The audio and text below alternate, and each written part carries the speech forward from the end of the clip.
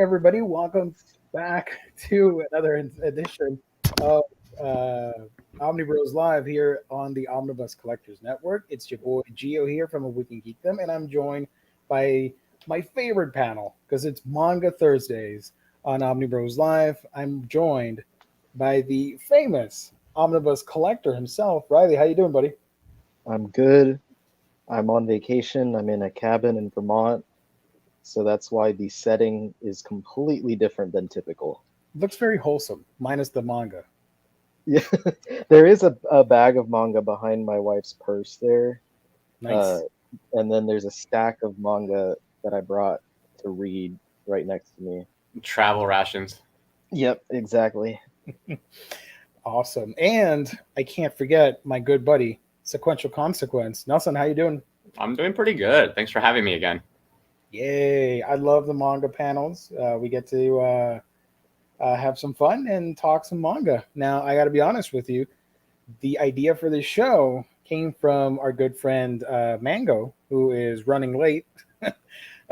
So I've never done this, and I looked online, and apparently that's a thing that a lot of people do, the 3x3 panel thing on different podcasts and other Annie and manga tubers and stuff like that. So this is the first time I'm doing anything like it. I don't know if we were supposed to do underrated or awesome manga that we like.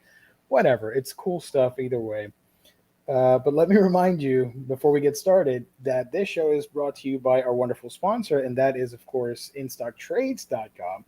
IST, as we like to say, your home for all things collected editions, whether it's a manga, omnibus, trade paperback, epic collection, any sort of hardcover and trade. You can get it by visiting InStockTrades.com. $50 or more gets you free shipping, amazing customer service, and wonderful packaging. And at the end of every month, we do a $50 gift card open to international waters. All of this is courtesy of InStockTrades.com.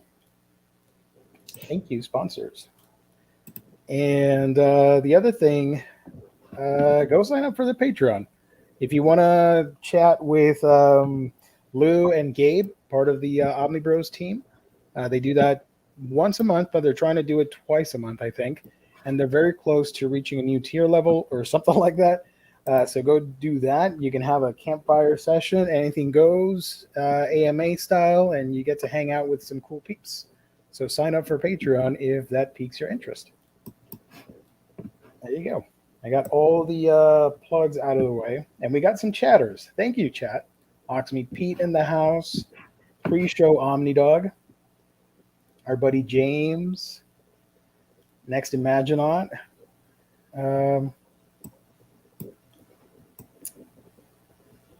Travis. Damn, Nelson, look at that wall. That's a pretty cool wall you got there, buddy.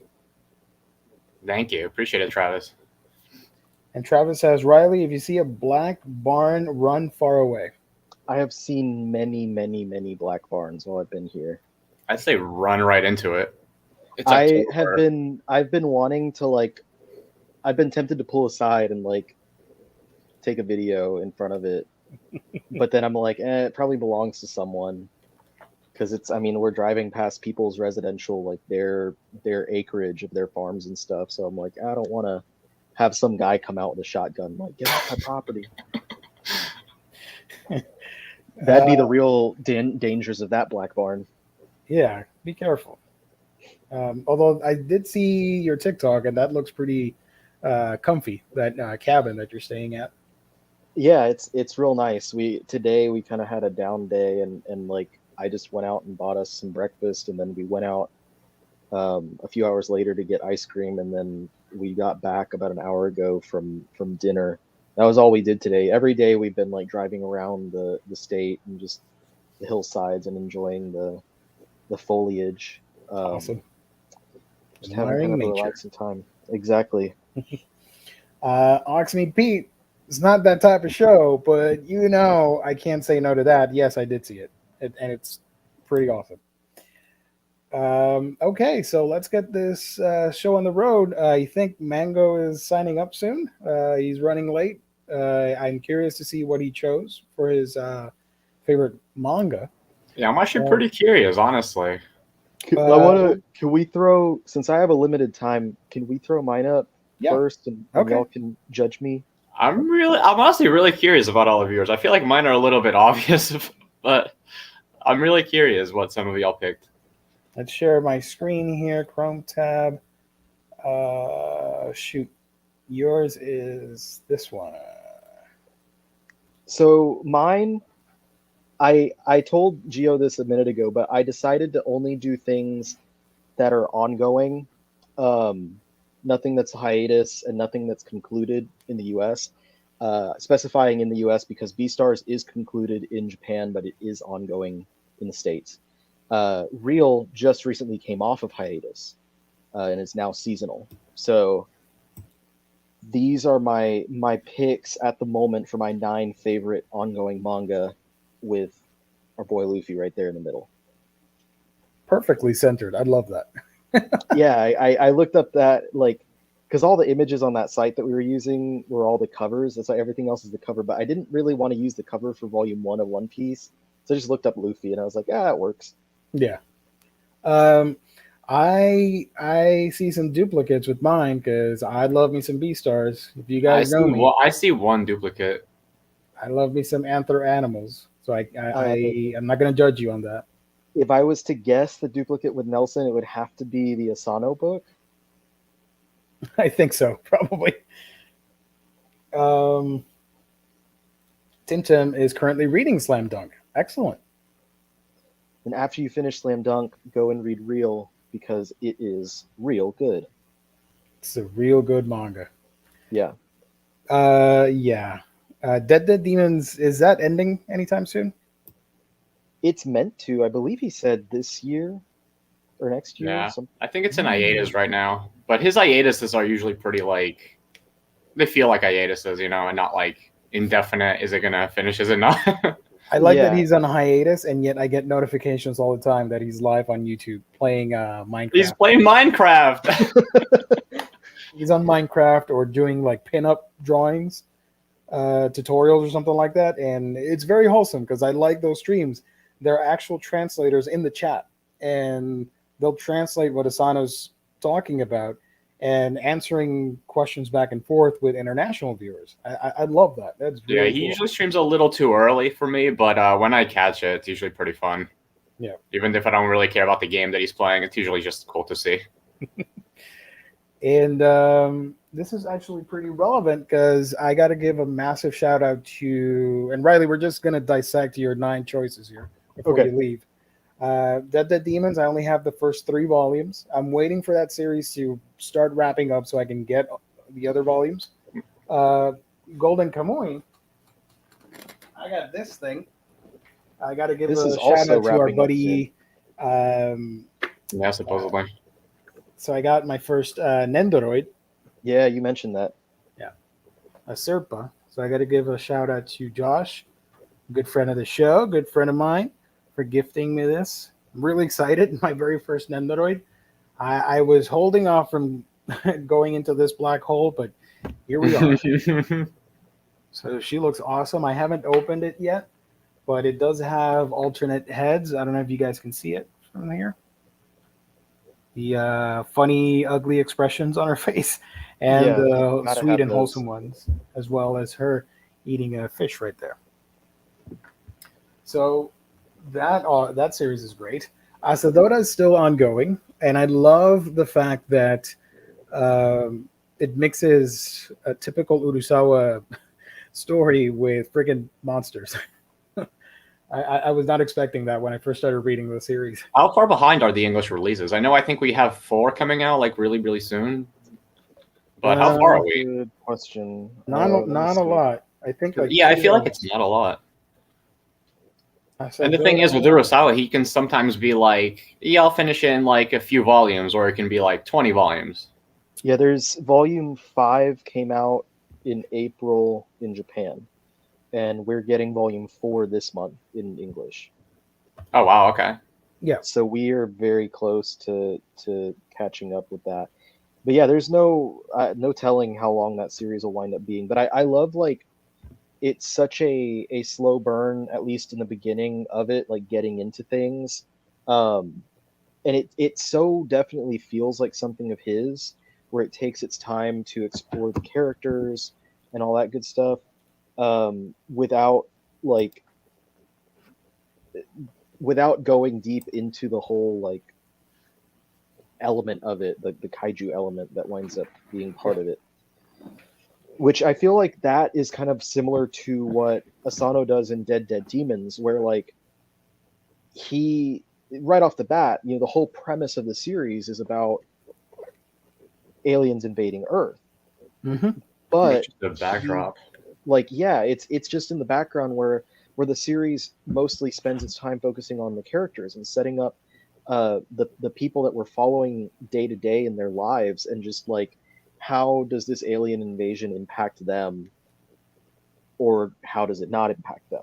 Like, and it's really interesting to see a series progress like that, where like usually you get a series about alien invasion and that's like everything that it's about is like, oh, these people are trying to run away from the aliens, these people are trying to fight against the aliens. In this one, it's like these are just high school girls who are just going to school and having their own normal high school problems with, you know, guys and friends and frenemies and all that stuff, like typical things that you would expect from girls that age.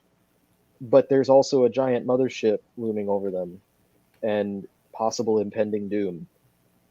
So Yeah, it's really interesting. I've been reading that series very slowly because it's the last Asano I've got to read, as I feel like I mentioned that a lot.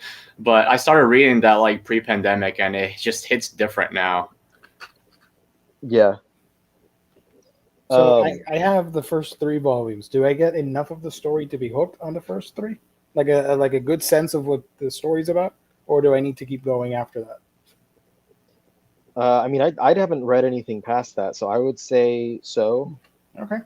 Like, but it's, you know, Urasawa never like starts with a bang on most of his things. It really is just that slow introducing you to the characters and emotionally connecting you to them, rather than just starting out and being like, boom, action packed. Yeah.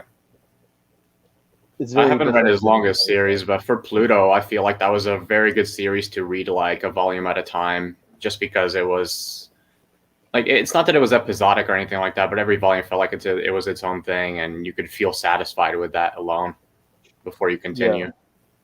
So I'm kind of hoping this is kind of the same. I don't know about Monster and 20th Century Boys though. Showing off some of the art here from Asadora. I think, to me at least, artistically, this is one of his best works from Urasawa. Yeah, he's grown in his work. I mean, he's been in the industry forever, but he's still constantly growing and stuff in his work. Golden Kamui, the third at the top there, I was hesitant to get into that series before I did, because I wasn't really like keen on the whole historical fiction type thing. But once I got like I bought several volumes that were out at the same time and I started reading it, I could not put it down. And I've like pitched that series so many times on this show and elsewhere, talking about how it's one of my favorite manga. And it really is, because it has a little bit of everything. It's packed with action, it has drama, it's, you know, it's got horrific moments in it. It has like some of the volumes play out almost like horror movies, because there's like killers and stuff that they're getting involved with. It's a food manga at the same time as all these other things, and it's a great historical fiction that, like, if you're left with a sour taste in your mouth because of Watsuki and you don't want to go back to reading Kenshin, but you still want a historical fiction, this is here for you. Like, this takes place around the same time that Kenshin did. It has a lot in common with it, and it gives you so much to appreciate, not just of like everything that I mentioned, but also I've learned a lot about the Ainu, the culture that lives, you know, in Hokkaido and stuff, that I'd never known before from anything else that I had read. And I started realizing from reading this series, different series that I've read in the past, or series that I've watched in the past, that have Ainu characters that I wasn't aware of. Mm-hmm. So I'm so appreciative of this title, and like it's in its final arc, is what they said. So I would imagine it wraps up maybe next year, and then that means it'll be probably a couple more years before it ends in the US. We are getting it at a pretty brisk pace at like a volume every other month, though, so I'm not complaining. Yeah. But I love it. I absolutely love this series, and I love to see it get towards its end. Yeah, I it really can't- scratches like that adventure itch. And honestly, like after I was kind of like done with JoJo, this was kind of scratching that itch for me too. Yeah. I can't show you the manga, but I do have the anime. If you guys want to see something, I don't know. Props. So here's the first season of the anime. I did not know this was really collectible online. I'm surprised by that. It's going for a lot of money. Is that like one of those chipboard box sets? Yep. Yeah, so pretty nice. See it right there. Has art all the way through. And one of the cooler things about this is that at random, one set would have, or a couple sets would have an autographed lithograph or postcard from the anime director. So you would get this postcard, That's really good. but mine is not signed, unfortunately. But I really love this, and I really enjoyed it. I don't have any room for the manga, but I am enjoying the show. It's currently on its third season, and you get this cool booklet with info on the characters, like you just said. Yep. Bringing characters So from many- manga to anime. There's so many good characters in that series also. Like everyone has very individualized personalities. I will say as it goes forward, there are some characters that like their appearances are similar. Yeah. And that kind of throws me off, and I don't always remember everyone's name. But regardless, everyone's great. I love the series, I love the characters. There you Yeah. go. He's probably my favorite one next to like Asurpa. Those faces are so good. Oh, all Yeah, the that's facial another, like, expressions? Yeah. The creator, what's his name, Noda, is such a great artist, and he uses his abilities to present like amazing backgrounds, detailed characters and figures, but then he also is able to present these just hilarious facial expressions. It can drop like on a dime, can move from being like an Ultra action serious. scene, yeah, very serious, action-packed scene or dramatic scene, and then switch to being a comedic scene, and it just works. It works so well. It really is such a good mix. And it's hard to keep that balance, but he does it so well. Yeah. Those backgrounds, though, those backgrounds are incredible. Some of the best in manga, honestly. I think in the first volume was when there's like Sugimoto fighting a bear. Yeah. I think, yeah, and it's just it's bloody, gory, and beautiful looking. Like, did not expect to have that kind of stuff, but it was great. Moving down, so I got B stars on there. Now B stars gets a lot of like, I feel like flack from people who don't actually read or watch it. I don't watch it because I don't watch a lot of anime adaptations, but like because there's the expectation of what it is, and I didn't go into it expecting anything about like what it is from seeing the artwork. I went into it just knowing that people who had already read it before it got translated into English, saying how beautiful it is, like such a great series, a really great character drama. And I was like, okay, I didn't even like think twice. I was like, I'm excited to try it out. And within the first volume, I immediately fell for the series, and it's just such a great drama with amazing characters, and just like this great ongoing like mystery behind what's going on in the series. Mhm. It's so well done, and like there's several volumes that like of this series that are some of the most like pulse pounding book like manga that I've read, comics that I've read, where like there's so much energy and so much like just heart behind what's going on that like I'm anxious reading it to find out what's going to happen next. I think it was like volume 10 and 11 or so that were like some of the best that I've ever read.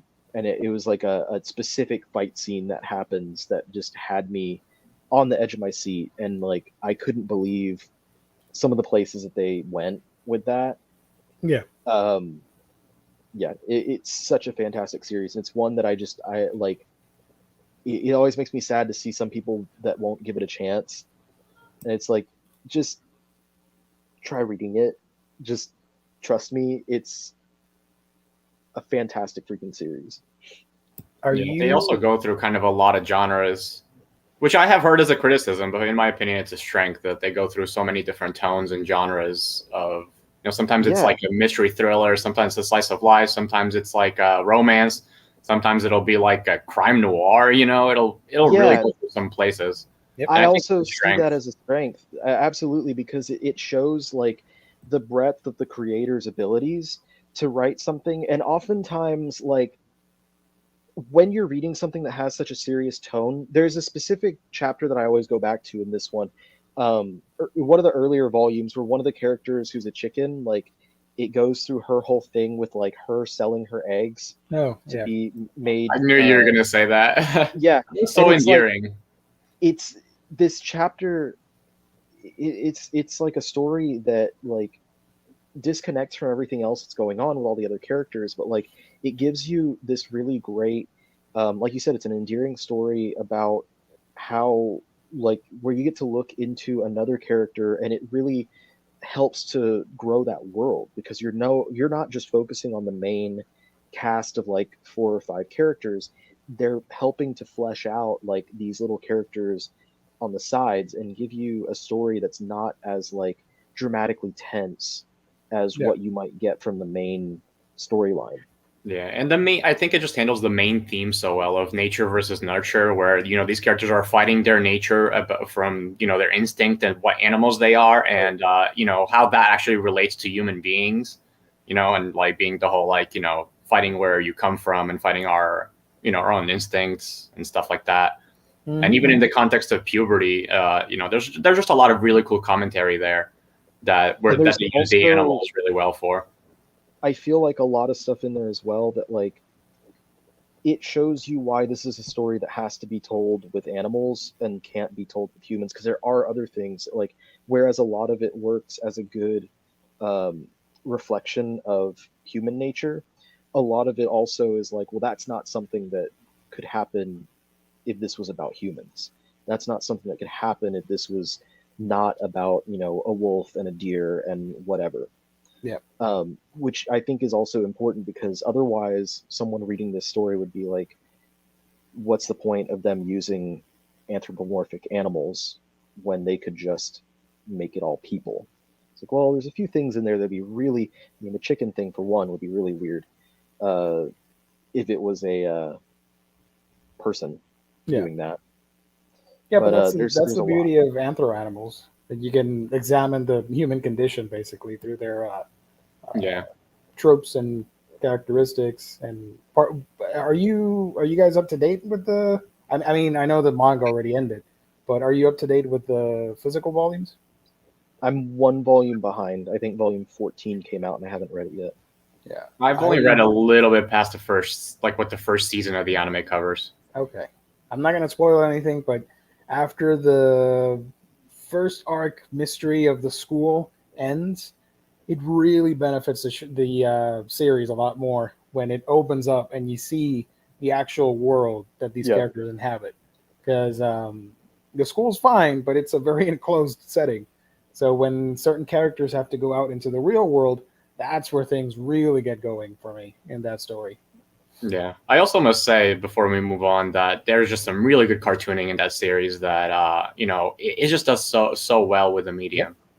Oh, yeah, definitely. Yeah. It's one of the I mean, that goes for most of the series on that list, to be honest. But like for that series, it definitely does really well with the medium. It's one of the coolest looking series because it doesn't look like your typical manga at all. Yeah, it looks like a European comic, if anything. Real so quick, One Piece.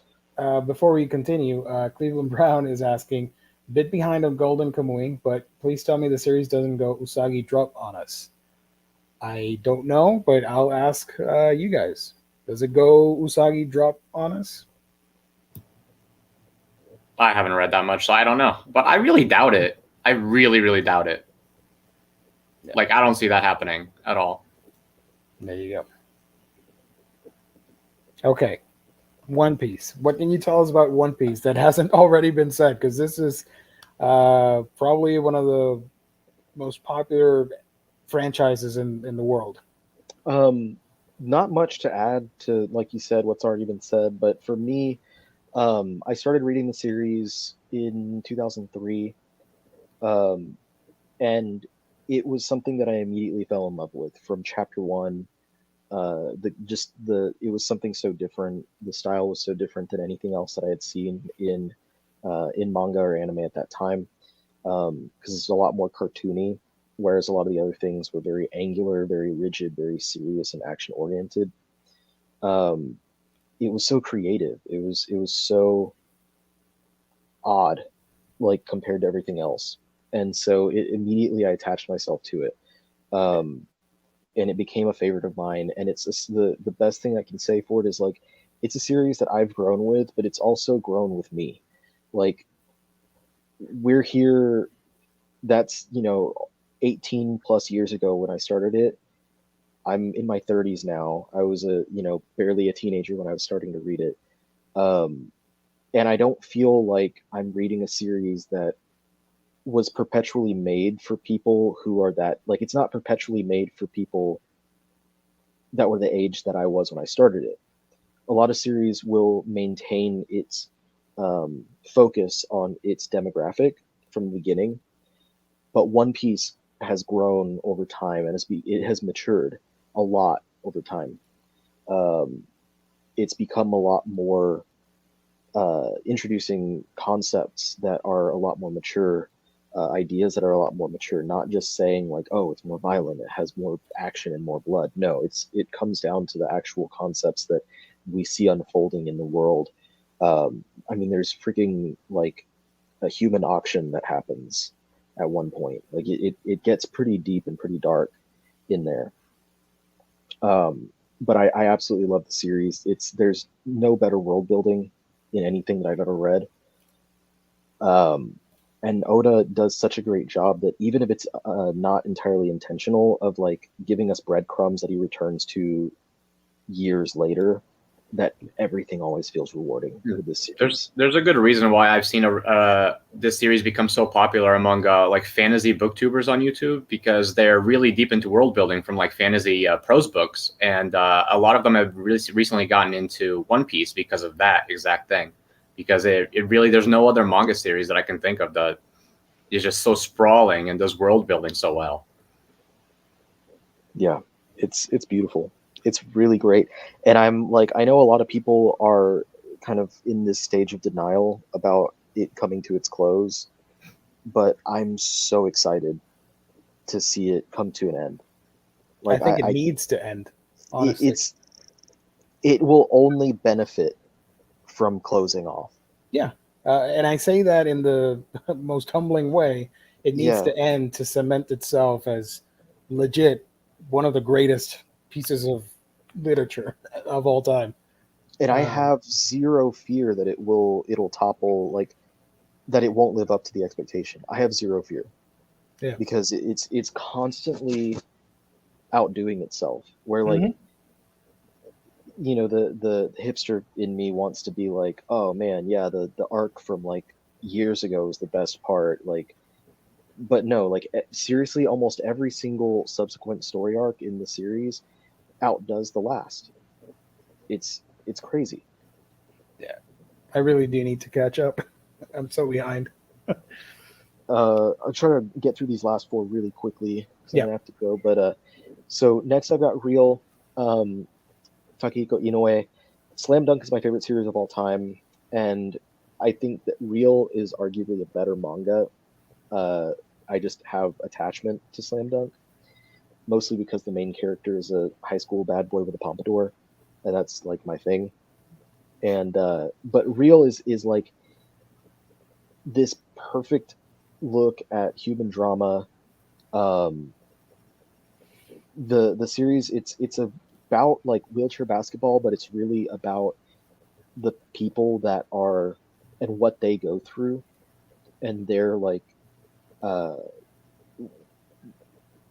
a lot of it is these people who have been through accidents that have taken away um, use of parts of their body, or that taken away parts of their body, and it's a lot of exploration about how that impacts people mentally, and how people deal with that kind of stuff, and the strength that they have to work forward in their lives. And one of the most powerful character that I think is in that series is actually a wrestler. And it's this guy who like used to be this huge wrestler, and he loses the use of his legs, and like you get this whole backstory of him, and like how going from being this big huge dude with like muscles all over his body to like all of a sudden one day being unable to walk, being unable to use his legs at all, like how that's impacted him, and how he moves forward with his life, and like trying to push himself forth. And it's really really powerful stuff. And I think like it, in a way, has obviously cemented himself many times over as one of the greatest creators in the medium, and this series just goes down as another reason of why. Yeah. Let's see. To Your Eternity is next down. That series, I will say, like after the first part, like the first 12 volumes or whatever, it hasn't been as exciting. But that series had some of the most emotionally just taxing moments on me, because it's so heavily focused on the idea of like life and death, mortality versus immortality. When you have a character who's immortal, and everyone that they care about, they have to watch them die. Like every single person that they've ever cared about, they are going to see them die. And it really delves into that aspect of immortality in a way that like other things really don't. Um, and it does it in a way where it's like directly tackling the emotional impact of those things, and Yeah. how the emotional impact of seeing the people that you care about dying, whether it's living through their life and dying of old age, or something tragic happening to them. And that's something that like the latter I can relate to so heavily, and I've never read something that captured my emotions on that so exactly as To Your Eternity has. And because of that, like I think it will always stick with me as one of my favorite titles, uh, long after it's ended. That one has cemented like a permanent spot for me in like my top.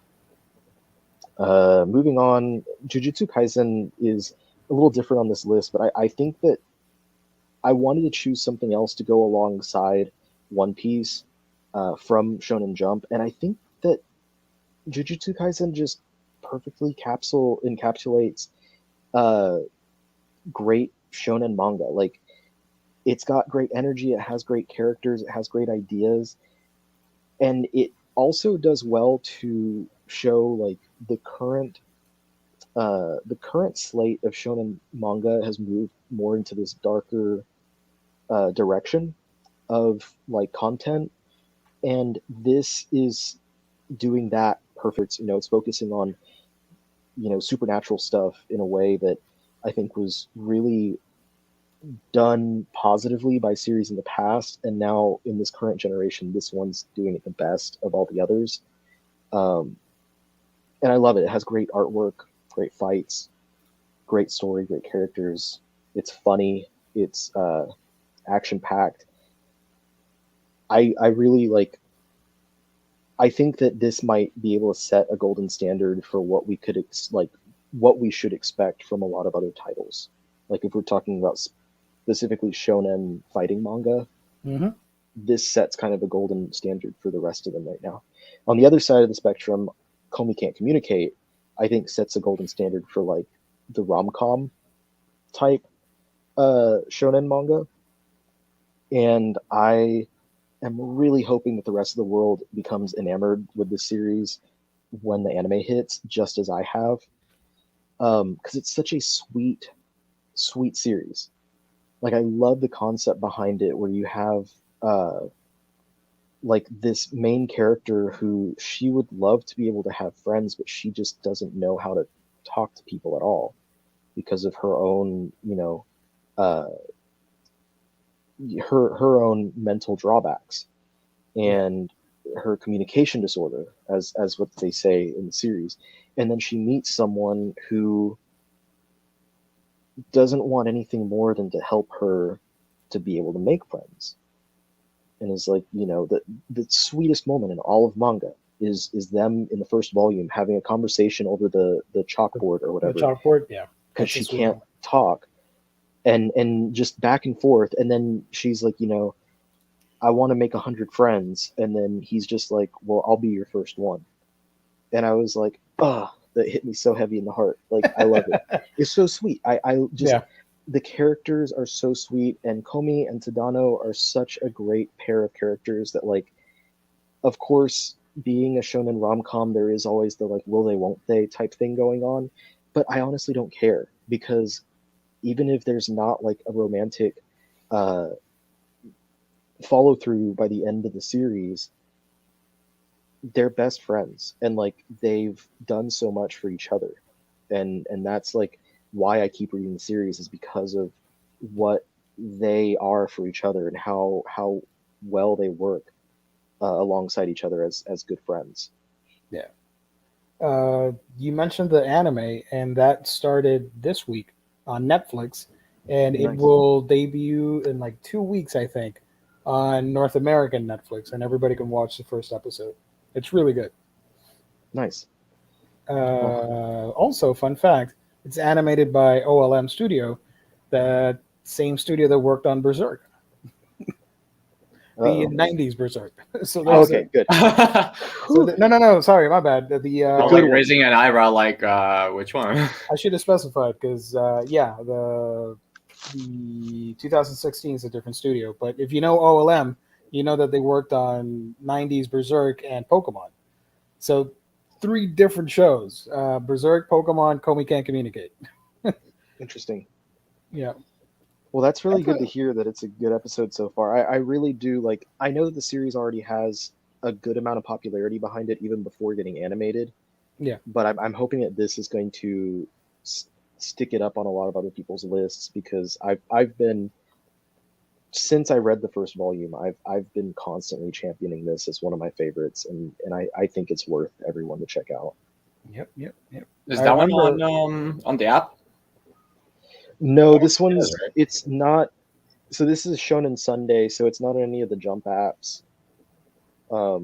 It might be on like Viz's app, but you probably would have to buy the individual. Yeah, I bet. Volumes. I think. All right, well, I gotta get going. So y'all can judge me and stuff after I leave. You did good. You did good, son. Don't worry about it. You got 9 solid manga choices, unlike mine. Mine all over the freaking place. You're probably a deviant. You have all kinds of weird stuff. I'm really curious, honestly. I'm really curious what's going to be on there. No, I have like 2 series that I'm sharing with the 2 of you. Nice. All right. Well, Riley, you got to go, right? Where can people find you on the internet? Omnibus Collector on YouTube, TikTok, Instagram. Find me at those places. There you go. Enjoy your vacation, buddy. Right. Peace out. Thank you. See you soon. See ya. Have a good one. And then there were 2.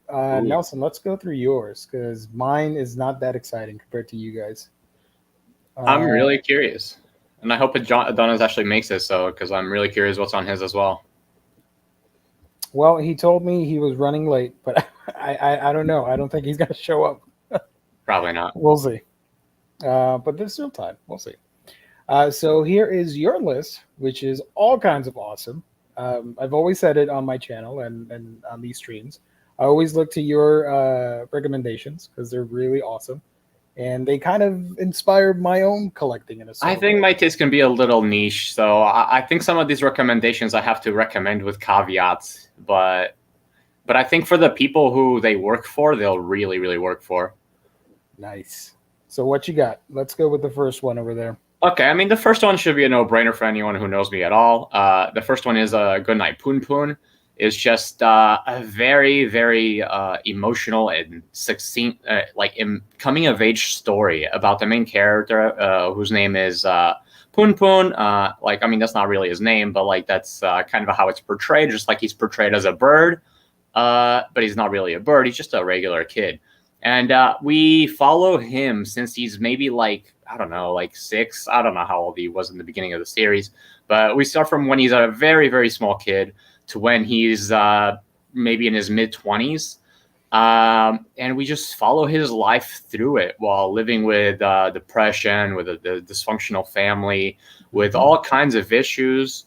And as he kind of deals with it, or kind of doesn't deal with it a lot of times, and it's just it can be a very depressing book. And there are arguments that there's really no hope, but I feel like it's at the end of the day, I feel like it's not a very hopeful series, but it's definitely a series that has at its core hope. And we don't only follow Poon Poon, but we follow a lot of other characters with their own issues as well. Yeah. And they kind of have parallels, but it's just really interesting. And it helped me recontextualize a lot of just a lot of my my childhood in general, especially those first few volumes. When I read them, I was like, oh, okay, cool. This is interesting. This gives me a new perspective on things, Yeah. It's definitely not for everybody. There's some heavy topics, and it's very much a downer, so I definitely do recommend that, only with a caveat.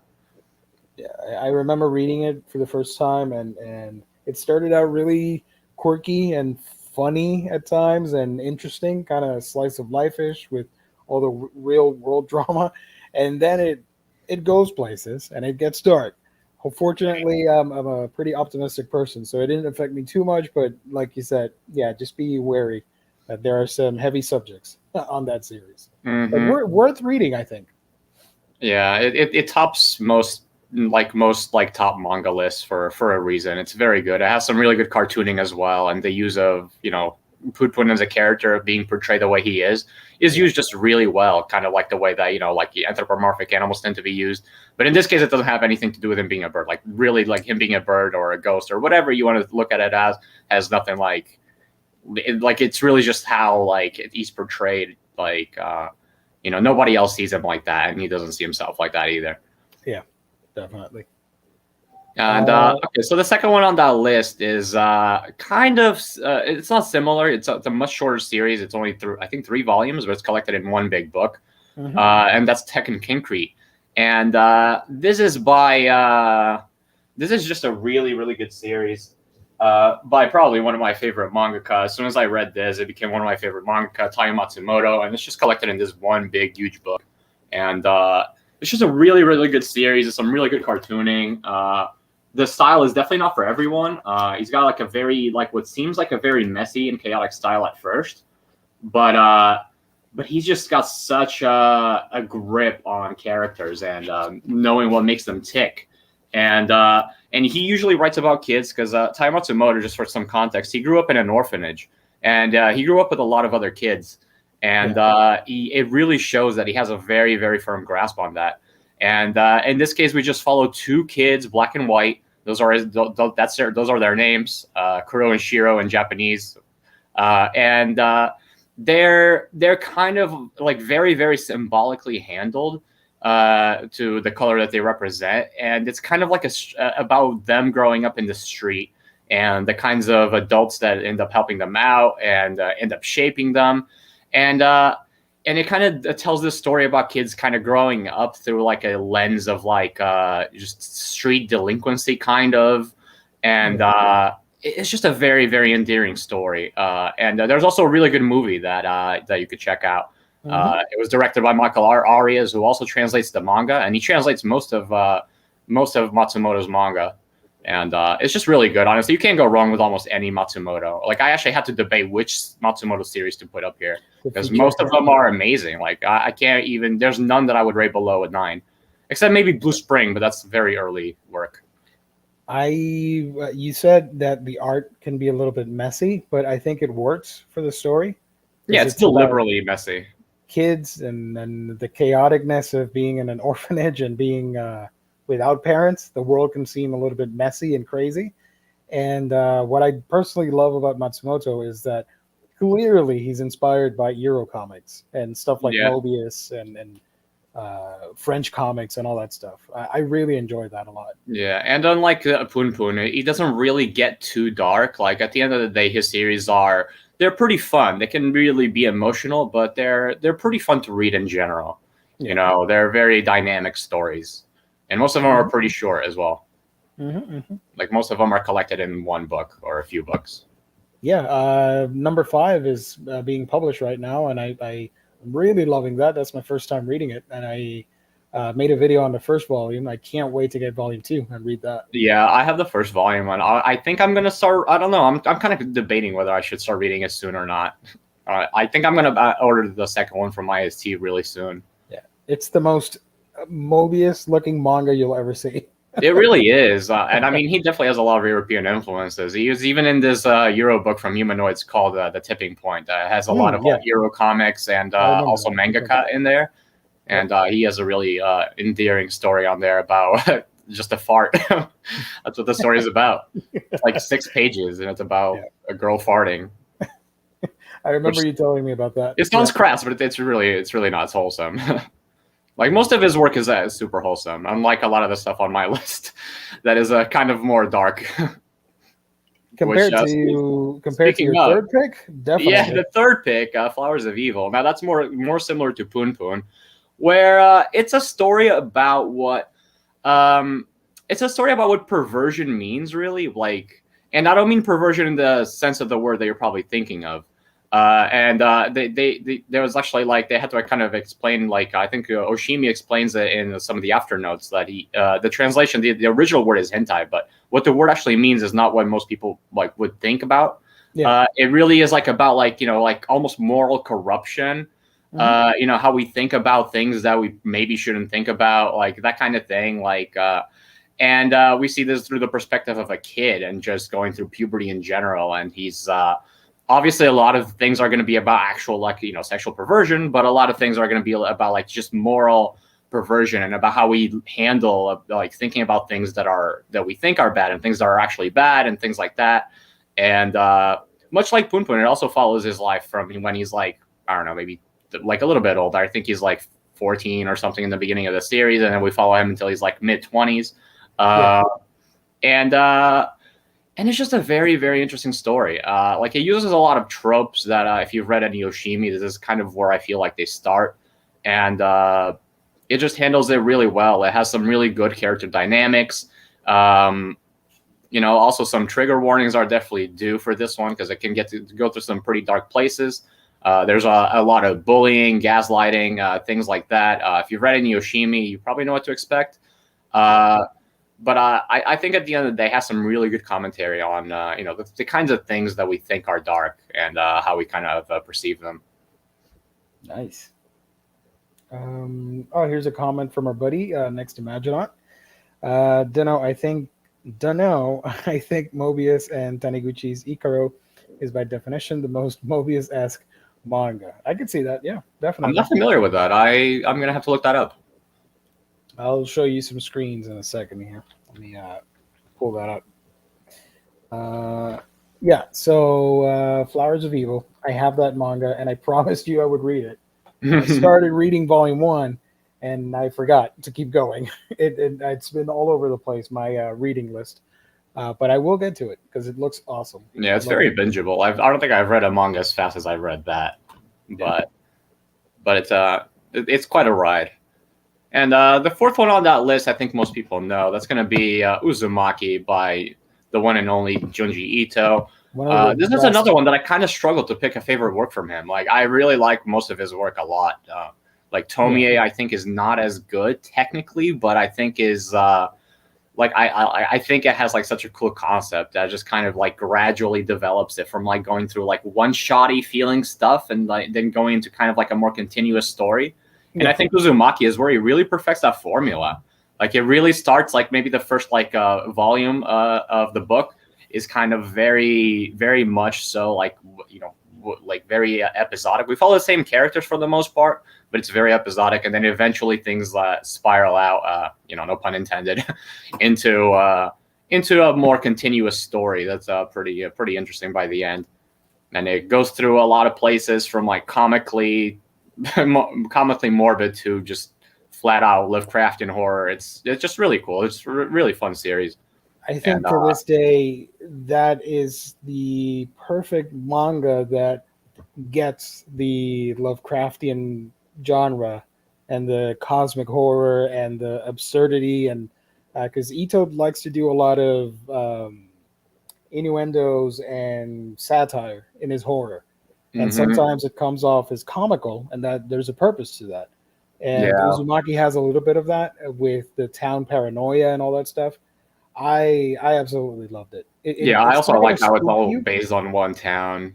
Yeah. Like Tomie is kind of goes through more like, it feels a little bit more horror because it kind of goes through like a lot of genres of horror kind of. Yeah. But Uzumaki is just kind of it just goes everywhere. It's just a really interesting manga. Mm-hmm. Some of those concepts are really cool, and the art is just so good to look at. So many spirals everywhere, and you would think it would get old, but he just finds new ways to incorporate them in funny and horrific ways. I finished reading that, and I was looking at spirals everywhere. Nature and like homemade stuff. I'm like, the spiral is everywhere. What the hell? Like, I could totally see why people kind of get obsessed with spirals after reading this too. Yeah. And it's just relatable when you see these characters get obsessed with spirals. Mm-hmm. And you were mentioning about Tomie. I liked Tomie the character, but I didn't like the story compared to other things because I thought maybe it was a little bit too long for its own good. Because at some point I got a little bit bored by the formula of what was happening. Whereas Uzumaki, it ends where it needs to, and it's it's right there, and it leaves you on that cliffhanger and that dread that you don't know what's going to happen next after the big reveal at the end. Yeah, and I feel like the chapters and the concepts in each chapter are a little bit more fresh than Tomie, where Tomie kind of it does kind of get more unique as it goes as well, but it kind of keeps the same concept, just in different instances and different scope, I guess, is the way to put it. And before I get any comments, yes, I do know the ending of Uzumaki. What I meant was the implications of it, because I do know it has an ending of sorts, And I'm actually gonna move down in the list because I feel like it's a good segue. I'm gonna move to the one directly below that, the one into the bottom left, and that's Drifting Classroom. And this is by Kazuo Umezu, who is by far Junji Ito's biggest inspiration. Mm-hmm. And it's a classic for a reason. And when I read it, I didn't expect to like it as much, but it made a really big impact on me. It starts out very simple with just the concept of this classroom, this the school. It's not even just this classroom; it's a school that gets just transported to a different world. We have to kind of see these kids and the very few adults that are left, which is I think only a couple, dealing with being in the post-apocalyptic world where there's just like almost nothing out there that they know of. And the reason I like the series so much is, for one, it's kind of a short series, but it goes through every single kind of horror subgenre that you can think of. And I haven't always been the most horror savvy, but ever since I got into manga in general, I think I've gotten a lot more into horror in other genres, in other mediums as well. And I noticed it a lot in this manga that you just go through so many different genres. You go through slasher horror, Lovecraftian horror, existential horror, post-apocalyptic horror, body horror. It just goes through every single kind of horror that we have. And it does it through like really interesting increments. And I don't really want to get too much into where it goes, because I think part of the appeal of this manga is kind of how it goes from one genre to the other so seamlessly, and how these kids are kind of like dealing with being put in that situation. And obviously it's not a very easy series to read. Like maybe if you have kids, it might be kind of hard to read about. But the main character is just so mature in trying to handle the situation and trying to be a leader for these kids to kind of just pull through their really crappy situation and maybe find a way back or maybe not. And there's just so many so much mystery to what's, to finding out what happened and what's going on. And I think that it provides some really satisfying conclusions. Even when you think it might not be going anywhere, it has some really satisfying payoff. Yeah. Oh, definitely. I have to admit I've not read it yet, but I do know part of the story. So I'm looking forward to buying those books eventually. Yeah, it's collected in 3 nice hardcovers, so I think that'll appeal to a lot of people for sure. Yeah. Got a question here before we continue from Next Imaginaut. Gio, just curious, have the Manga Bros ever critiqued Takashi Miike's vast catalog of manga, anime, and video game adapted films? No, but I'll probably talk about that on my channel because my channel is all kinds of crazy, and I talk about movies and all that crazy stuff. So, or maybe I'll do it on a Wednesday show, or maybe we'll do a Thursday show talking about manga adapted into live action, and we'll mention Miike's films. That'd be a pretty good video idea. Yeah. Okay, All so right. what else you got? Now I'm going to move on to the one right in the center. That's Children of the Sea. Recently got a movie. I honestly, the movie is okay, but I feel like it's not. If you watch the movie by itself, I don't think you're going to enjoy it as much. It's just a very visually appealing movie. But the manga goes through. It's really interesting. It's kind of like a marine biology mystery, where it's kind of. It goes into all these kinds of myths about the sea, and it's just these children being enamored with the sea. And it's just a very wholesome story, but also there's a lot of mystery. It kind of goes into some sci-fi places, maybe even a little bit of like, what do they call it? Like I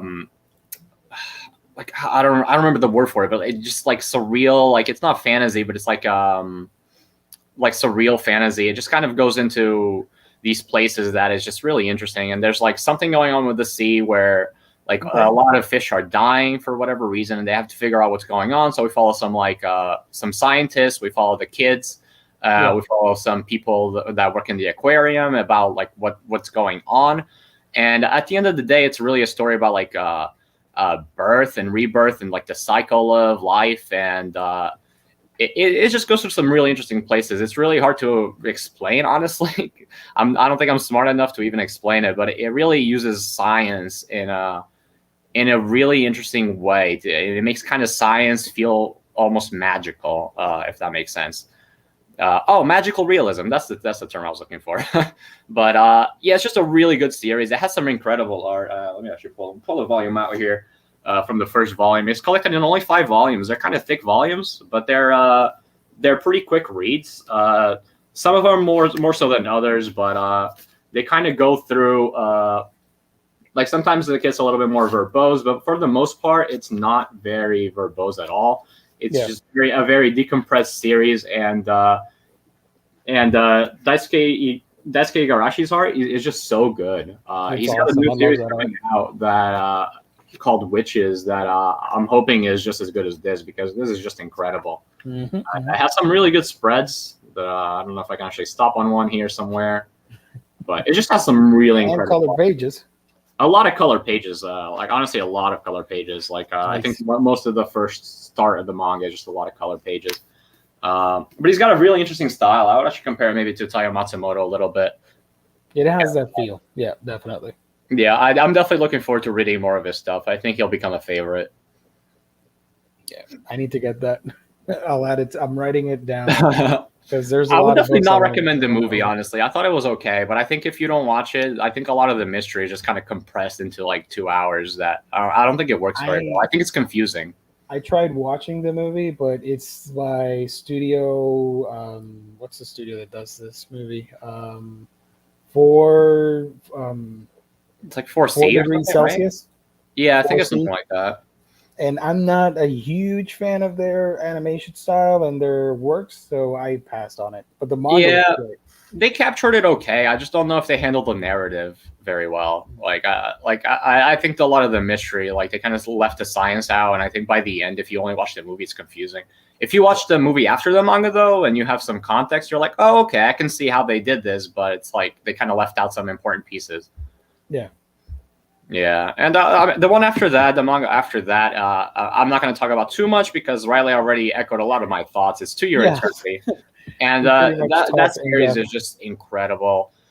Just the first 12 volumes alone tell one story, basically, like one era, one big arc, basically like the fantasy arc, if you want to call it that. And it's just incredible. For me, I kind of have like a contrasting opinion with not opinion, but experience, I guess, with Riley. Whereas I've really not felt a lot of like personal loss in my life.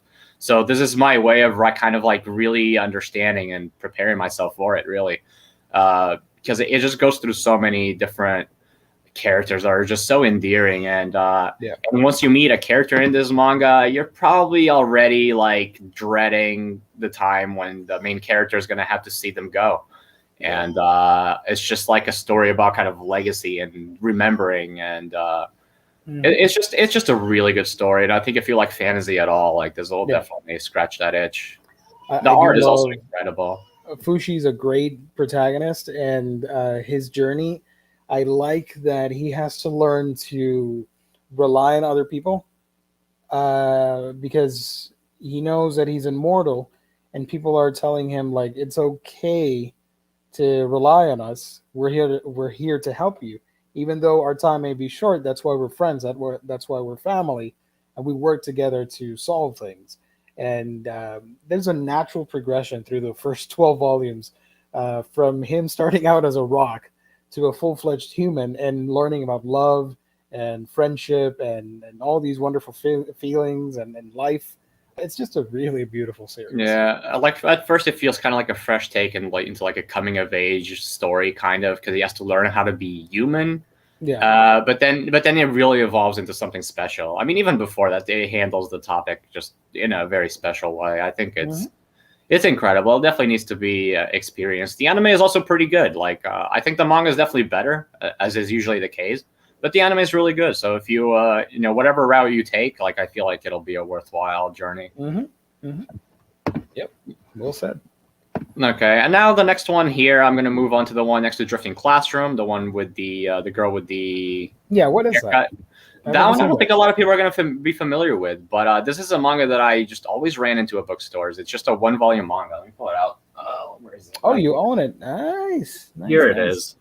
It's just 1 volume, like 1 big volume. I think it's like 2 volumes originally collected into one. Whoa. And it's called Utsubora, the story of a novelist. And this author, I've read a couple other things by her, and it just has a really interesting style. It's kind of like a shoujo style, kind of like I don't know what you would call this art style, but I think she's a really amazing cartoonist that really knows how to use negative space very well, and just really knows how to let the page breathe when it needs to breathe.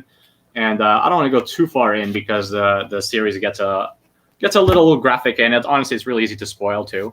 But this is just a really, really good story that I think I read it like a sitting or two. I wanted to read it in a sitting, but I was like, let me just let it breathe for a little bit. Because it's a huge mystery, and it's a story about plagiarism, about this novelist who plagiarizes a story, and then it's kind of like there was a contest, and people sent him stories, and he ended up plagiarizing one of those stories, and then he kind of has to deal with the repercussions of doing so when the person who may or may not have written the story comes back into his life, and then there's like this kind of like messed up romance between them and stuff like that. But it's like there's just a lot of mystery, and it's just a hard story to explain without spoiling anything. This is like one of the only stories that I reviewed on my channel, because like right after I read it, I was like, I need to talk about this, and I need to do it while it's fresh in my mind. There's not much I really can say without spoiling it, but it's just a really good mystery story. And if you care about like just what it means, I guess, to be unique, and just about plagiarism, and if you just like mysteries in general, I think you'll definitely enjoy this. And the art is just incredible. Nice. It's just one volume, so if you got like $12 that and you don't know what to buy, like honestly, get this, and it's going to be really hard to go wrong with that. If you're short on cash to reach the free shipping, Basically. yeah, that's a great book to add. So you reach the free shipping level. Yeah, and I don't hear a lot of people talk about it. It's and Atsumiko Nakamura, the mangaka, like I've gotten a couple more things from her since, and like she mostly doesn't write things like this though. She usually writes more like romance or even boys' love stories. But this is kind of like a one of a kind story for her. It seems that she just kind of did something more like that feels kind of like a crime mystery, like a murder mystery almost. It's just a really good story. I really wish more people would read it. What's the name of that one again? So people. It's called Utsubora. All right. Yeah, and I don't know if that translates to anything at all. I think it's explained in the book at some point. I don't remember though. Definitely a story that also benefits from rereading because it has a lot of twists at the end that you're like, oh, let me see how that affects how I interpret the story now. Yeah. And the next one here is definitely probably a pretty popular pick. And the only comedy on my list, because I am very picky with comedy, I was not going to even pick up this series at all when I first heard of it. I was like, let me check it out, but I don't think I'm going to like it because I'm very picky with comedy. I just don't know. It just doesn't grab me usually. But Grand Blue Dreaming is just such a wholesome story in the weirdest way. It's just a story about a diving club that enjoys drinking a little too much. And it just has like the most interesting like over the top faces and just it's just like these dudes always just like drinking and getting smashed and just getting into these weird shenanigans and getting naked a lot. Which is funny because the series is actually pretty low on fan service, believe it or not. Like it has fan service, but it's kind of handled in a comical way. It's just it's such an interesting series, and whenever they actually do go diving, it's beautiful. Honestly, it's just it's beautifully drawn. It's there's a lot about actual what actually goes into diving. You learn about that stuff. Yeah, you actually learn a lot into it. Like, and I've definitely been wanting to go diving as a result. Yeah, diving in more ways than one. You're right about that. It does look good. I like the art. I haven't read it yet, but it does look good. Oh man, it's really good. The anime is also really good, but the thing is, I think the anime does like one chapter. It does 2 chapters per episode, I think. Yeah. And I think the cartooning in the manga is just so good because the comedic timing is just perfect. And the chapters tend to be very long. I think each volume is like 5 chapters or something like that. So they're pretty lengthy chapters, and they're usually about like one specific like thing. Maybe one will be like about like I don't know a party or some. Another might be about like some school event or something like that.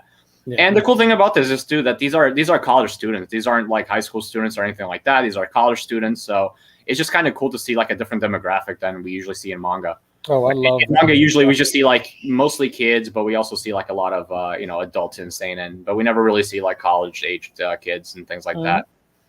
Yeah. That's why Rent a Girlfriend is my current favorite rom-com because it's in college and they're adult characters. I'm like, oh, this is neat. It has all the tropes of a rom-com, but I like it because of that. See, I didn't know that. That actually makes me definitely more interested in checking it out. Yeah, it's the main protagonist is 20 years old or something like that, and they're doing a service that's for adults. You're renting. It's essentially an escort service without the going all the way. It's just going out on dates. Yeah, that sounds low-key sweet. That is a very solid list, my friend, of 9 manga titles. I put on the description that we were going to judge it, but they're all great. I mean, all my friends here, they all have wonderful taste in manga. So I'm not going to say it's more for the viewers to judge us. Yeah. And if you guys watching, and if you've got your own 3x3 or your top 9, let us know in the comment section. Very interested in finding out as well. So thank you for sharing that. Now I'm going to bore everybody with my 9 picks. They're not as intricate. I just I told myself, man, where the hell is it? Oh, here it is.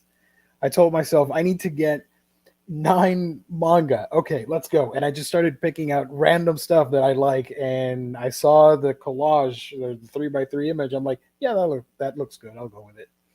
So let me share the screen here. I'm really curious what's going to be on there. Like, I think a couple I can maybe think and know, but Okay, so like I said earlier, I share 3 titles with the two of you because you see Beastars there, To Your Eternity and Uzumaki. So I'm not going to go too in depth about that stuff, but I did add some things that were not on your list or Riley's. Um, Here are 9 of my current favorite manga because that can change if I read something else that I really love. The first one on the list is, of course, what I think is Urasawa's best work, my honest opinion, Pluto, a phenomenal neo noir take on the world of Mighty Atom or Astro Boy, this lingering mystery that the characters have to solve, and it has the right amount of suspense, action, thriller, and sometimes straight up horror when it comes to this killer on the loose that's destroying famous robots or androids in this world, and you get the philosophical debates about the machines and humans and all this wonderful stuff with a real sense of love from Urasawa. You know that he loves Mighty Atom and the story that he's adapting from Astro Boy. And I know a lot of people have recommended this before, and I am gonna add to it. You got to check it out. it's Pluto's way amazing. too good. It's like it's one of those manga I read and I'm like, this is a little too perfect. Like the pacing is perfect. Like the way it handles like arcs is perfect. The way it handles character, like just everything. There's a good payoff. The way it handles the original material without you actually having to read the original material. It's just perfect. It really is. Like I don't have anything bad that I can say about that other than it's just a little too perfect. Urasawa is just, he needs to chill.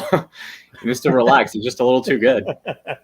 Yeah, definitely. And you start going through his catalog, Monster, 20th Century Boys, Billy Bat, Asadora. It's hit after hit with that guy. It's amazing.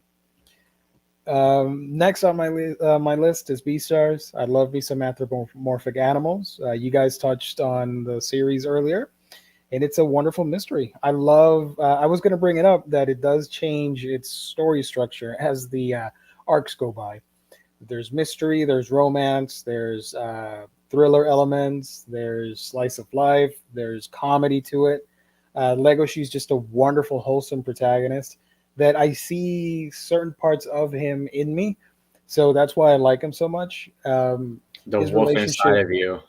yeah, his relationship with Haru and how that evolves and progresses is wonderful to see.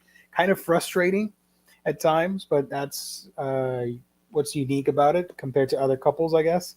And just a really wonderful world that Itagaki builds with that series. There are a lot of details that emerge after you leave the school and you go and see the actual world that these characters inhabit, and you learn about their their norms and customs and stuff like interracial couples and marriage, and how she adapts all the different animals to the setting. Like there's a scene where somebody has to deliver some food to marine animals, and the marine animals are very different from anything else in the series. So I really enjoyed that. You could honestly have a full series about that stuff instead. It's it's really complex in that regard, and the art. It's one of those perfect manga that I can recommend to anybody because it's so unique. It's so cartoony and uniquely her style, but also has very world influences from North American comics and European comics. It's an all around great series, in my opinion. Yeah, I'm really curious to see what she does now that she's writing about humans and drawing humans. I'm Yeah. really curious because she's really has a grasp on what makes people tick. And So drawing humans is difficult, but getting expressions out of animals, I would say, is even harder at times because you have a set picture of what an animal is supposed to do and behave, and you're actually giving those characters a voice, like a dog or a tiger or a lion. All those animals are going to behave differently. Whereas humans, we kind of do the same movements and do the same things, and we express ourselves in a very similar manner. Whereas Haru the white dwarf rabbit is different from uh, Legoshi the wolf and stuff like that. Next on my list, Riley called it. I needed to add some degenerate manga on my list. This is one of my all-time favorite comedies. I I don't read a lot of comedic books or manga. Not really my thing, but for some reason, I watched the anime for Prison School, and I found it really funny. The sort of funny where it captures the sensibilities of Western comedies with the jokes and the scenarios and all that stuff. And overall, it's just a lot of fun. However, please be aware that this is extremely not safe for work. I would not recommend this for certain demographics.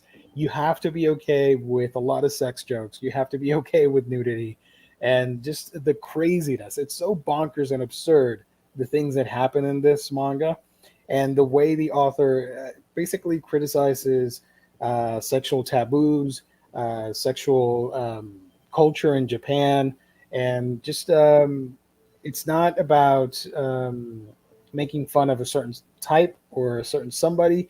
It just makes fun of everybody, males and females alike. Nobody's safe in this manga, and they all get put through some really wacky scenarios. So I do like Prison School a whole lot. Yeah, I've heard it recommended a lot for people who like Grand Blue Dreaming. Because at first, I had my impression of the series was like, oh, it's just just an ecchi series, But people have told me that it basically just takes those tropes and kind of turns them on their head, and or just takes them to a really ridiculous degree where you're like almost poking fun at the tropes themselves rather than using the tropes themselves. Yeah, I don't know if that's accurate or not. That's just like the impression that I have now.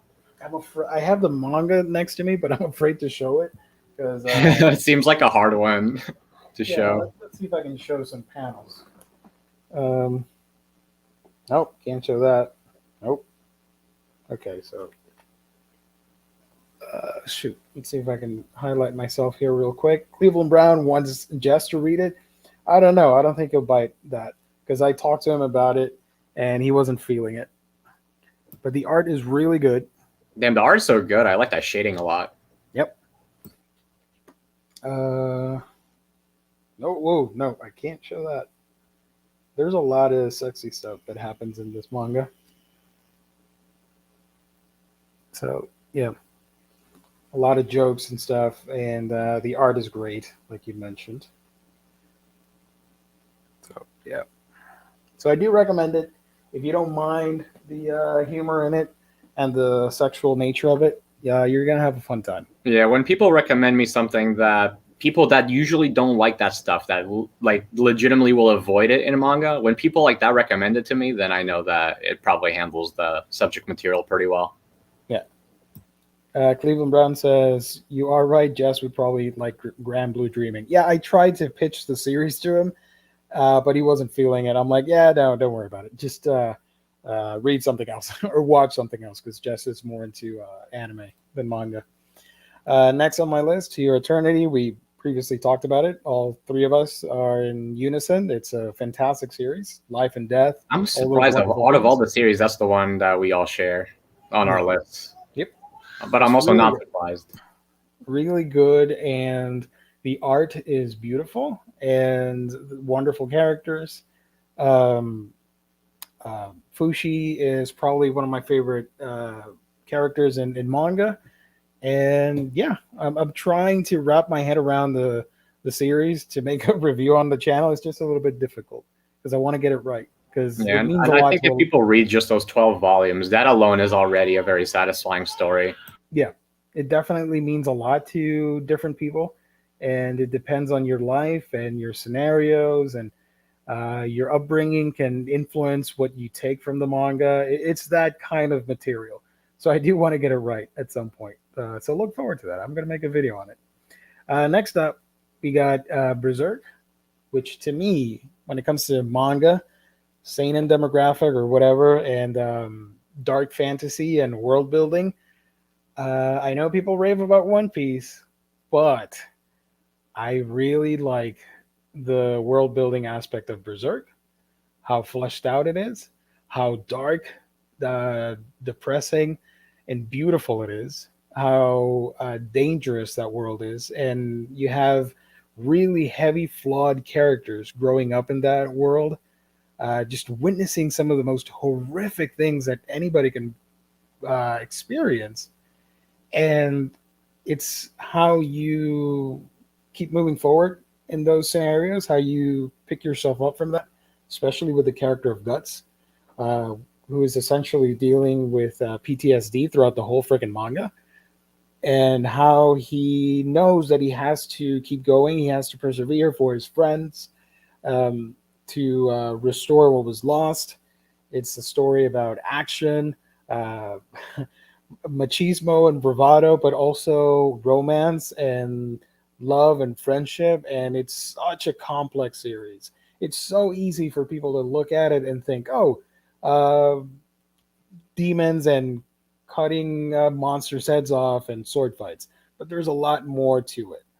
And Miura, rest in peace, he really did a great job of building that world and fleshing it out, where you read a couple chapters and it's like you're there with them. There's a realism, even though they're chopping down demons. Everybody looks so lifelike in that series, and that's very hard to do nowadays with manga, especially for something that came out in 1988, guys, and it's still going as of today, because we recently had that final chapter, but we still don't know if the manga is going to continue or not. But still, that's a lot of chapters and a lot of years, 3 decades of Berserk. So yeah, Yeah, obviously that's going to be I almost had that on my list. The only reason I didn't is because I'm not even halfway through the content that's out there. But as soon as I got past the Golden Age series, which was like 13 volumes in, I think I'm like 16 volumes in now, and it's definitely already a favorite. Like, that series just has so much there. You know, it's almost like To Your Eternity, where once you get past a certain point, you already feel like you got enough out of the story. You know, and then it just goes on, and there's even more quality afterwards. And I've heard it's even better afterwards. So the Golden Age is phenomenal. It's one of the best things you'll read. I personally prefer the stuff after and all the characters that get introduced. Especially my girl Shirky. She's my favorite character in the series. She's awesome. Did you meet her yet? You no, have, right? I'm in the Conviction arc now. I'm really enjoying all the characters they've introduced, like Serpico and I don't remember the girl's name, but Farnese? Yeah, every single character just feels very well fleshed out. Yeah. And the ones that don't, I think, will eventually get fleshed out for sure. 1 or 2 bad guys don't get a lot of exposition, but that's all right. They're bad guys. But once you meet Shirky, I think you're gonna remember me, because she's awesome. You're probably gonna get why I like her so much. Uzumaki's on my list. We already talked about it. Perfect. To me, I'm not a horror buff or anything like that. When it comes to horror, I like Lovecraftian things and like creature stuff, like aliens, monsters, werewolves, etc. But Uzumaki just it irks you in the right ways, and it pokes at you little by little as you're reading the story, and it gets progressively anxious and suffocating as you're trying to figure out what the hell's happening. And whatever threat might be there, it keeps growing and growing, and you start getting crazier, like the characters looking at the spirals. So I really do appreciate Ito for doing that, and I personally think that will forever be his best work. I know he's put out a lot of short stories, a lot of long form stories. I still think Uzumaki's his best work. Probably my most anticipated anime adaptation whenever they finally come out with that, because what they've shown looks so faithful to the manga in a really good way. And he worked on. I think it's going to be black and white as well, which is really cool. He signed off on a lot of changes on purpose. He was okay with them and liked them from what I've seen from interviews. I'm really excited. It was supposed to come out this month, but it got delayed for next October. They take all the time they need. Like, that's the way I see it. Just make a quality adaptation. Down below, I had to add some shonen goodness. I recently finished Demon Slayer. That's why I put it here. Demon Slayer is great because, in my honest opinion, Tanjiro is one of the best shonen leads in manga history. That's just my personal take. I really see a lot of qualities in him that appeal to me, and we share a lot of those things. And the key message of I was going to say Berserk, Demon Slayer is empathy and the beautiful nature of Tanjiro sacrificing it all for, in this case, his sister, which is the only relative left who's alive, but at the same time caring about the enemy and knowing that those people were good ones and they also had their tragic stories that turned different from his. He had the strength and conviction to keep moving forward. His enemies did not and took a darker path, but he's still able to somewhat forgive what they're doing, even though he hates what they did to Nezuko and his family. And that's really admirable. And that's lost in today's world. A lot of people do not have empathy for your fellow man. Because, yes, there are bad people out there, but nobody set out to be bad by nature. It just sort of got twisted along the way. And for that reason alone, I think it's a great message for kids. And Tanjiro's a great freaking role model for young kids to read about. Also, cool sword fights against demons. So, yeah. Couldn't have said any better. I think he's just an exemplary lead. Just He's like I felt out about Deku with how selfless he is, Yeah. Tanjiro is like that with empathy. And I think it's like he's an exemplary like shonen lead. And exactly what we need for the genre, and especially right now. He's like wholesome guts in a way. So yeah, after that, we got Spirit Circle. I think Spirit Circle is one of the most underrated manga that I've ever read. It's only 6 volumes, and it's a story about reincarnation and star-crossed lovers. You have the main character who finds out that this girl that he likes in school, she's actually a reincarnated version of a past friend slash romance slash enemy from different eras in history, but it also goes forward in time, not necessarily backwards. And there are a lot of spirit play involved and cosmos and like really high concept ideas, but it's mostly about these characters trying to settle a feud that has lasted for a freaking millennia. And I really enjoy it. It's something that not a lot of people talk about, and it has really cute, wonderful art.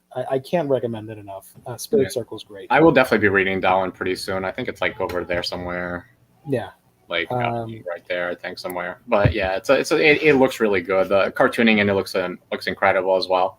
Yeah, it really does have an anime look to it, and very fluid. And when you actually see the stories from the past, there's one in Viking times, which reminded me of Vinland Saga, and it's really wholesome yet kind of sad and interesting. There's one that's set in like Mayan times from Central America. You go to the far future and at like an alternate dimension or an alternate timeline with like robotics and future tech and all that stuff. But you also have really weird, kooky concepts about the cosmos and deities. Let me know what you guys think when you read it. And Nelson, when you do read it, let me know as well, because I don't hear a lot of people talking about it. And last but not least on my list is Dr. Stone. This is one of my favorite Shonen Jump titles of all time. I know it hasn't ended. It's entering its final arc, and I am like 1 volume behind on the physical collected editions. I love this so much. It's so different from everything else because there's no superpowers, there's no battle tournaments, or there is, but not like My Hero Academia or whatever. There's no like power levels, like I said, and crazy moves. It's about the human condition. It's about science. It's about survival. It's about the endless human spirit when our backs are against our wall. when our wall, you know what I mean. I can't talk right now. When our backs are up against the wall, we how do we respond? And in the case of Senku, how does he move forward and try to save humanity from a really weird catastrophe of petrification? And everybody's encased in stone. Now everybody's free, and he's going to use science and knowledge to save the world. And he's a little bit of a douchey character at first, but you really get to love him when you learn more about him. And he has a wonderful cast of friends, so colorful and vivid, with really great art from Boichi. He just nails it every time.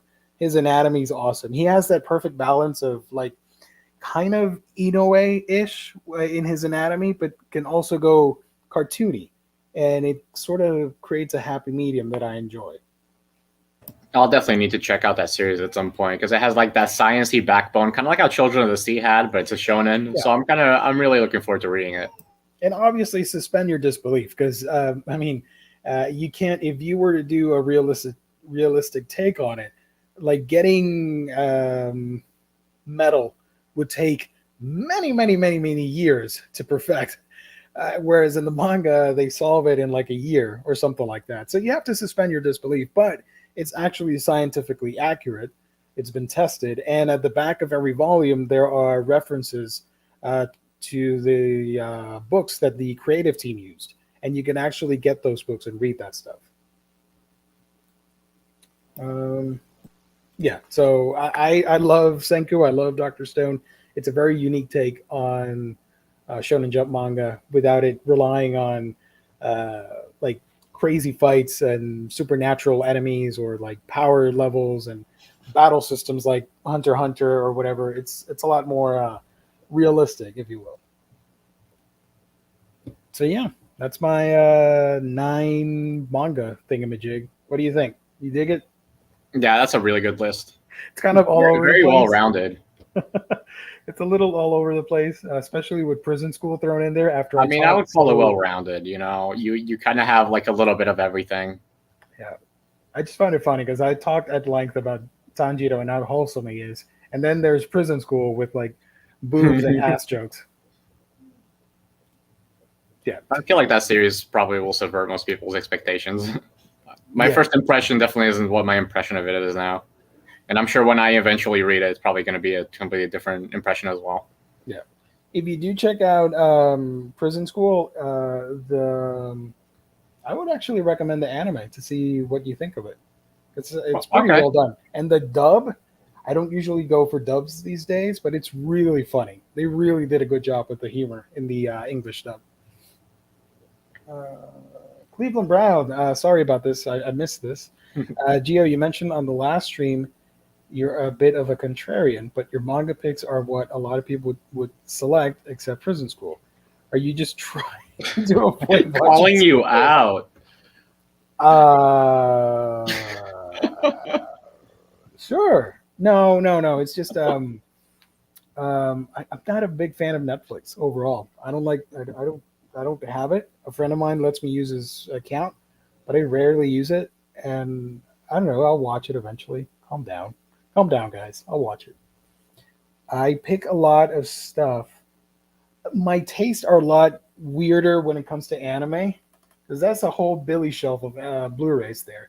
And I have a lot of stuff that's very different. Whereas manga, that's a sort of a new thing that I'm collecting.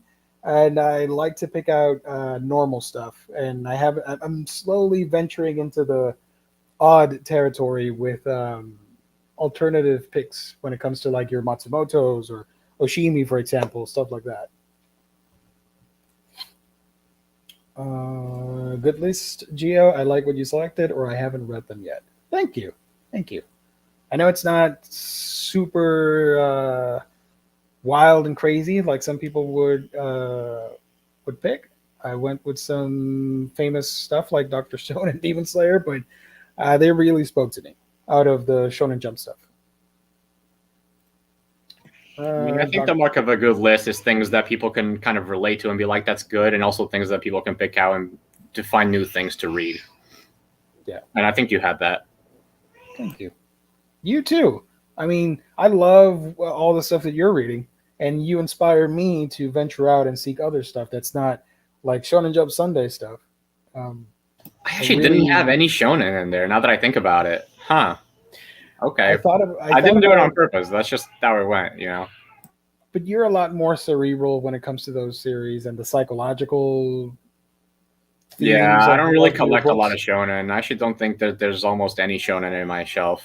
Like I mostly just read it on the shonen app because Yeah. I just don't have space for it.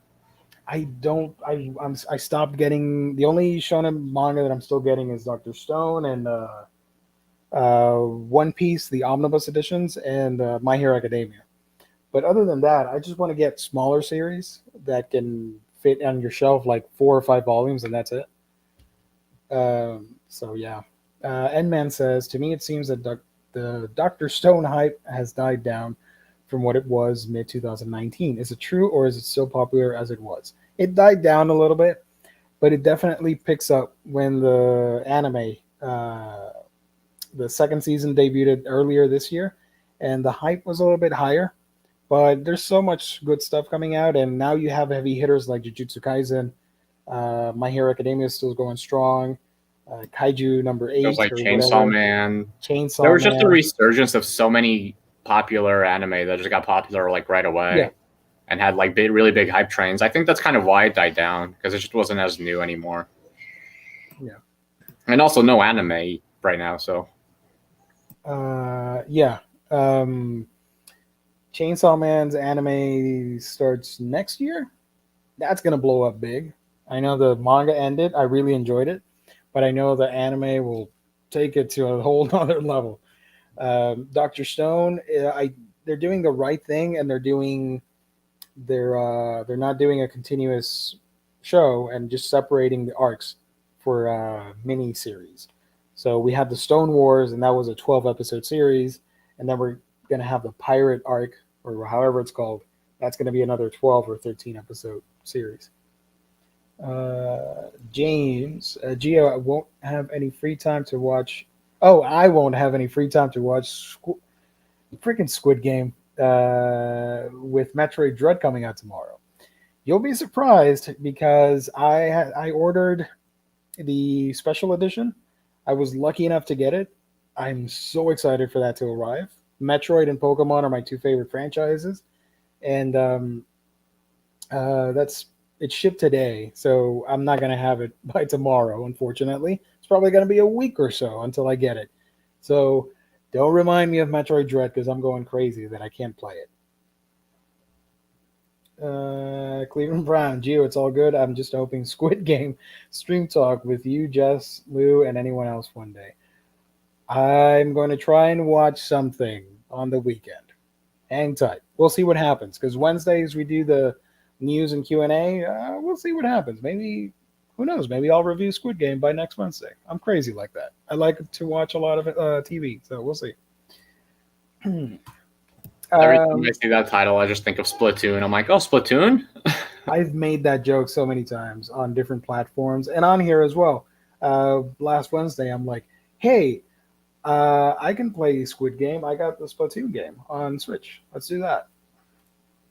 But yeah. Gang, I gotta go. It's late. But let me remind you that this show is sponsored and brought to you by the wonderful folks at InStockTrades.com. IST, as the community likes to say, where you get your manga collected editions, whether it's an omnibus, trade paperback, hardcover, an absolute box set, hardcover, whatever. When it comes to collected editions, you got to go to IST, man. In Stock Trades. $50 or more gets you free shipping, wonderful packaging, great customer service, all that wonderful stuff. Loyalty discounts tack on an extra 2% to that if you order on a weekly basis.